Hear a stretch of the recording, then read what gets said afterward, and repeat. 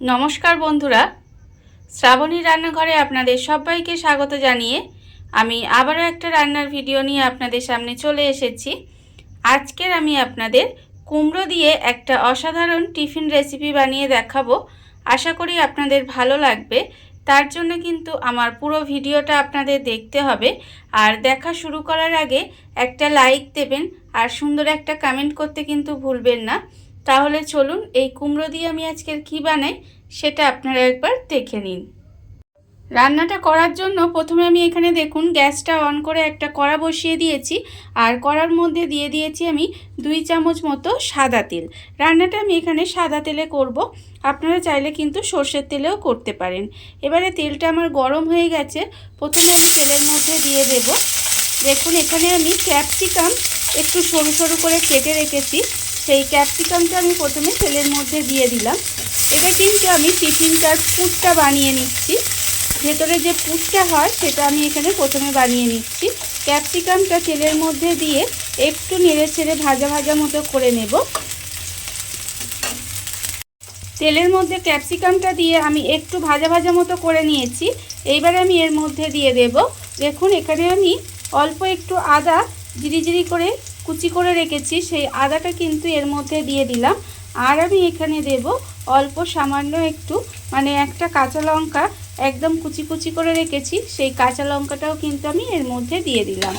ঝালটা আপনারা কতটা খাবেন সেটা বুঝে কিন্তু কাঁচা লঙ্কাটা ব্যবহার করবেন।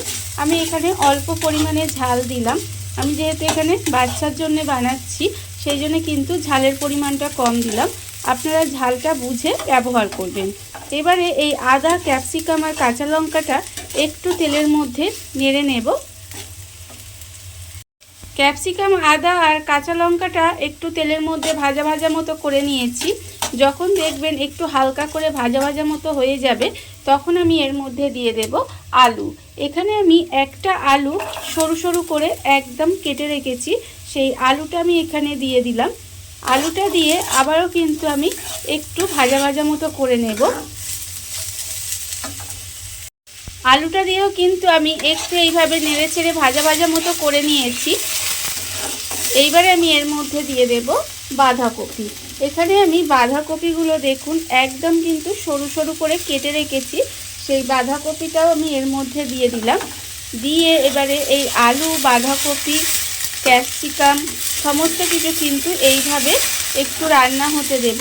আমি গ্যাসটা লোতে দিয়ে একটু ঢাকা দিয়ে এইভাবে রান্না হতে দিলে দেখবেন সমস্ত কিছু কিন্তু বেশ ভালোভাবে নরম হয়ে যাবে। বাঁধাকপিটা দিয়ে আমি কিন্তু ঢাকা দিয়ে 5 মিনিট মতো এইভাবে একটু রান্না হতে দিয়েছিলাম।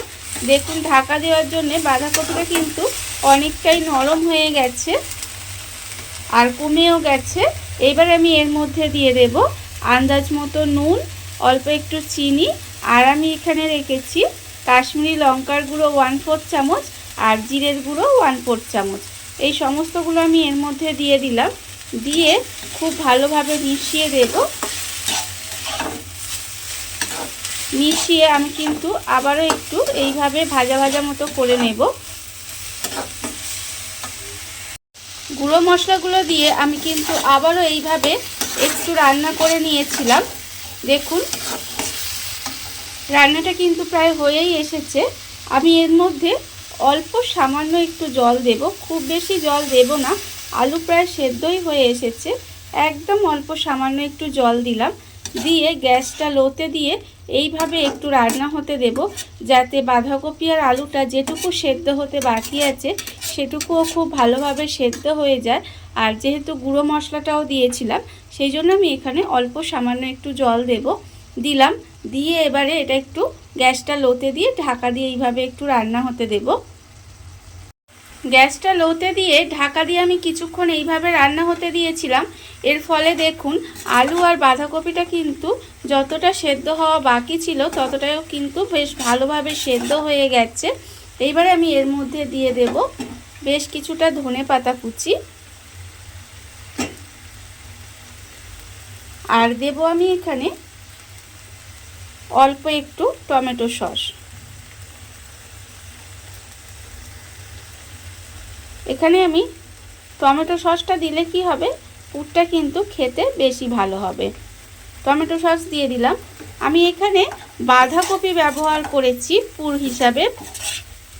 আপনারা কিন্তু বাঁধাকপির বদলে যে কোনো সবজি কিন্তু ব্যবহার করতে পারেন। এবারে সমস্ত কিছু মিশিয়ে একদম ভাজা ভাজা করে নিতে হবে, শুকনো শুকনো করে, তাহলেই কিন্তু পুরটা আমার এখানে রেডি হয়ে যাবে।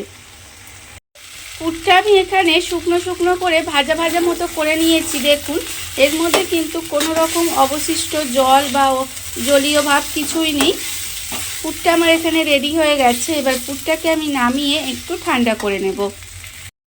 পুরটা আমি এখানে ঢেলে ঠান্ডা করতে দিয়েছি। এবারে আমি দেখুন একটা বড় বাটি নিয়ে নিয়েছি। বাটির মধ্যে দিয়ে দেব ময়দা। এখানে আমি 1 বাটি ময়দা নিয়েছি, সেই ময়দাটা আমি এর মধ্যে নিয়ে নিলাম। এইবারে আমি ময়দার মধ্যে দিয়ে দেব প্রথমেই সাদা তেল। এখানে আমি 1 বাটি ময়দায় 1 চামচ সাদা তেল দিলাম। দিয়ে তেলটাকে খুব ভালোভাবে প্রথমে ময়ান দিয়ে নেব। হাত দিয়ে ঘষে ঘষে তেলটাকে প্রথমে ময়ান দিয়ে নিতে হবে। ময়দার মধ্যে আমি ভালোভাবে তেলের ময়ানটা দিয়ে নিয়েছি। এইবারে আমি এর মধ্যে দিয়ে নেব, দেখুন এখানে আমি রেখেছি আন্দাজ মতো নুন, আর আছে আমার এখানে অল্প একটু কালো জিরে, আছে 1/4 চামচ মতো হলুদের গুঁড়ো, আর আছে আমার এখানে অল্প সামান্য একটু চিনি। এই সমস্ত কিছু আমি এর মধ্যে দিয়ে দিলাম। দিয়ে খুব ভালোভাবে আবারও মিশিয়ে নেব। আর খুব ভালোভাবে মিশিয়ে নিয়ে এবারে দেখুন আমি এখানে কুমড়ো রেখে দিয়েছি। কুমড়োটা কিন্তু আমার এখানে সেদ্ধ করে রাখা আছে। এইবারে কুমড়োটাকে হাত দিয়ে এইভাবে একটু প্রথমে চটকে নিতে হবে। খুব ভালোভাবে চটকে নিতে হবে যাতে কুমড়োর মধ্যে কোনো রকম দানা দানা না থাকে। কুমড়োটা আমি এখানে খুব ভালোভাবে হাত দিয়ে মেখে নিয়েছি।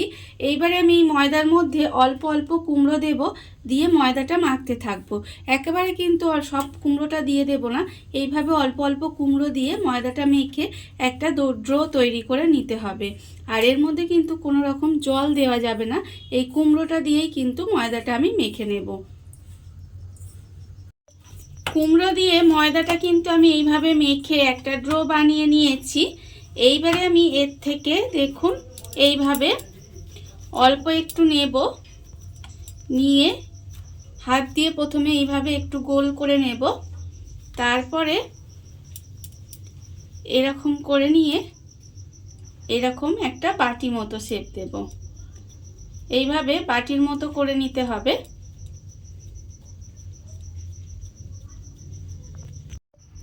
বাটি মতো আমার এখানে হয়ে গেছে।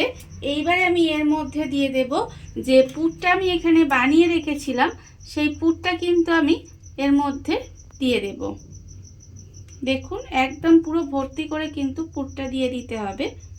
এইভাবে পুরটা দিয়ে এবারে এটাকে আমি এইভাবে একটু টেনে মুখটা মুড়ে দেব। এই যে পুরটা ভিতরে ঢুকিয়ে দিতে হবে, দিয়ে এইভাবে জাস্ট মুখটা সিল করে দিতে হবে। খুব ভালোভাবে মুখটা মুড়ে দেব যাতে ভেতরের পুরটা বাইরে না বেরিয়ে যায়। মুখটা সিল করে দিয়ে এইবারে ঠিক যেরকম পুলি পিঠে বানায় সেভাবে কিন্তু এইভাবে মুড়ে দিতে হবে যাতে ভিতরের পুরটা একেবারে না বেরোয়। দেখুন এইভাবে কিন্তু আমি প্রত্যেকটা বানিয়ে নেব। সমস্ত টিফিনগুলো আমার এখানে বানানো হয়ে গেছে। আর অন্যদিকে কিন্তু গ্যাসটা অন করে আমি কড়া বসিয়ে দিয়েছি, আর কড়ার মধ্যে দিয়েছি আমি বেশ কিছুটা সাদা তেল। তেলটা আমার এখানে গরম হয়ে গেছে। এবারে আমি যে টিফিনগুলো এখানে বানিয়ে রেখেছিলাম সেগুলো এই তেলের মধ্যে দিয়ে দেব। তেলটাকে গরম করে দিয়ে তারপরে কিন্তু গ্যাসটা আমি এখানে লোতে দিয়ে দেব। দিয়ে আস্তে আস্তে এগুলোকে একটু লাল করে উল্টে পাল্টে ভেজে নিতে হবে। যেহেতু ভিতরের পুরটা কুক করা আছে তাই এটা এইভাবে একটু ভেজে নিলেই হয়ে যাবে। আমি এবার আস্তে আস্তে এগুলোকে একটু উল্টে পাল্টে লাল করে ভেজে নেব। উল্টে পাল্টে আমি এইগুলোকে দেখুন লাল করে ভেজে নিয়েছি। ভাজাটা কিন্তু আমার এখানে হয়ে গেছে। ঠিক এরকম যখন কালারটা আসবে তখন আমি এগুলোকে তুলে নেব। আর আমি আগেও বলেছি তেলটা গরম করে নিয়ে গ্যাসটা লোতে দিয়ে এগুলো একটু সময় নিয়ে ভেজে নিতে হবে। দেখুন এগুলো সুন্দরভাবে ভাজা হয়ে গেছে। এবারে আমি তেলটা ঝারিয়ে নিয়ে আলাদা করে এখানে তুলে রেখে দেব। আর আবারও কিন্তু এইগুলো তেলের মধ্যে দিয়ে আস্তে আস্তে করে ভেজে নিতে হবে। এইভাবে কিন্তু আমি সবগুলো টিফিন বানিয়ে নেব। দেখুন বন্ধুরা, বাড়িতে থাকা কত অল্প উপকরণ দিয়ে কত অল্প সময় কত সুন্দর একটা কুমড়োর রেসিপি বা কুমড়ো দিয়ে টিফিন রেসিপি যাই বলেন না কেন তৈরি হয়ে গেছে। আপনারা দেখতেই পেলেন। আর এটা কিন্তু দেখতে যতটা সুন্দর হয়েছে খেতে কিন্তু তার থেকেও বেশি সুন্দর হয়। আর বাচ্চাদের বলুন বা বড়দের বলুন, যাকেই বানিয়ে দেন না কেন তারা কিন্তু খুশি হয়ে খেয়ে নেবে। আর এই ভিডিওটা যদি আপনাদের ভালো লেগে থাকে, আপনারা যদি ফেসবুক থেকে দেখে থাকেন পেজটি ফলো করে দেওয়ার অনুরোধ রইল। আর যদি ইউটিউব থেকে দেখে থাকেন চ্যানেলটি সাবস্ক্রাইব করে নেওয়ার অনুরোধ রইল। তাহলে চলুন ভিডিওটা আমি এখানেই শেষ করছি। আপনারা সবাই ভালো থাকবেন, সুস্থ থাকবেন। আবারও হাজির হব নতুন কোনো রান্না নিয়ে।